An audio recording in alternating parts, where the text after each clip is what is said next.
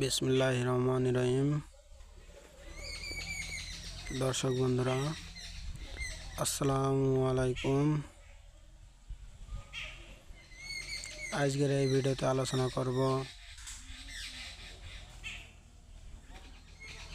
গাড়লের লোম কাটলে কী কী সুবিধা হয় বা কী কী অসুবিধা হয়।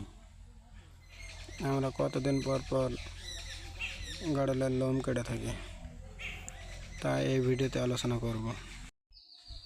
দর্শক বন্ধুরা, আমরা প্রথমে আলোচনা করব গাড়লের লোম কাটলে কী কী সুবিধা হয়। তো গাড়লের লোম যদি কাটা থাকে বা ছোট থাকে, তাহলে গাড়লের গা ধোয়ানোর ক্ষেত্রে সুবিধা হয়।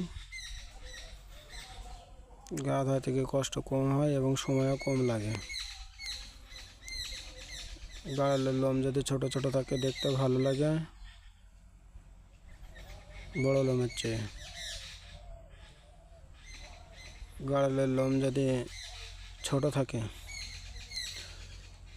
বৃষ্টির পানিতে ভিজলেও বা গাড়লের গোসল করানোর পরেও গাড়লের লোমগুলো দ্রুত শুকিয়ে যায়। কিন্তু যদি বেশি পরিমাণে থাকে, বিভিন্ন ধরনের সমস্যা দেখা দিতে পারে।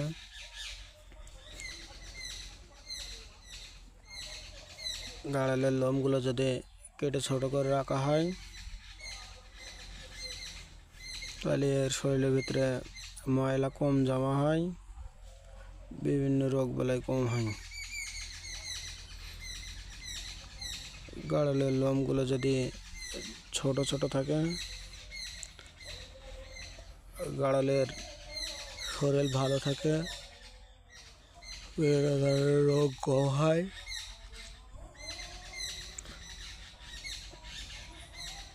গাড়লের লোমগুলো যদি ছোট ছোট থাকে, যদি কোনো সমস্যা হয় তাহলে সহজে বোঝা যায়। শরীরের ভিতর কোনো স্কিন ডিজিজ রোগ হলে সহজে বোঝা যায়। আর গাড়লের লোম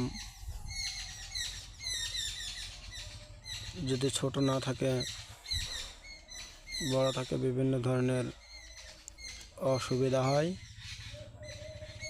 তো বৃষ্টির পানি বা গোসল করানোর পরে গাড়লের গা শুকাতে চায় না, আর গাড়ল যে ঘামে, সেই ঘামটা ভিজা হওয়ার কারণে লোমগুলোর ভিতরে হলুদ হয়ে যায়, যা পরে লোম কাটতে গিয়ে কষ্ট হয়ে যায়। গাড়লের লোমগুলো যদি খুব বড় থাকে, তার ভিতরে অধিক পরিমাণে ময়লা জমিয়ে রাখে, যার কারণে গাড়লের বিভিন্ন ধরনের রোগ বালাই হয়ে থাকে। গাড়লের লোম যদি খুব বেশি বড় হয়, দেখতেও খুব একটা মানায় না, কারণ উপরে ময়লা জমে কালার নষ্ট হয়ে যায়। তো গাড়লের যদি বড় বড় লোম থাকে আর ঘামার কারণে যখন হলুদ হয়ে যায়, তখন বিভিন্ন ধরনের ছত্রাক উকুন বাসা বাঁধে। তা আমি আমার খামারের গাড়লগুলোকে লোম কাটতে শুরু করেছি। তা আমরা বছরে কয়েকবার গাড়লের লোম কেটে থাকি। আমরা বর্ষার আগেই গাড়লগুলো লোম কাটার চেষ্টা করি, যার কারণে ভিজলেও বেশি সমস্যা হয় না। আমরা শীতের আগেই গাড়লের লোম কেটে থাকি, কারণ শীতের ভিতরে গাড়লের লোম কাটা সম্ভব হয় না। আর গাড়লের লোম যদি ছোট থাকে, তো কয়েকদিনের জন্য একটু মশা মাছি বেশি লাগে, তাই মশা মাছির সময় লোম না কাটাই ভালো। আল্লাহ হাফেজ।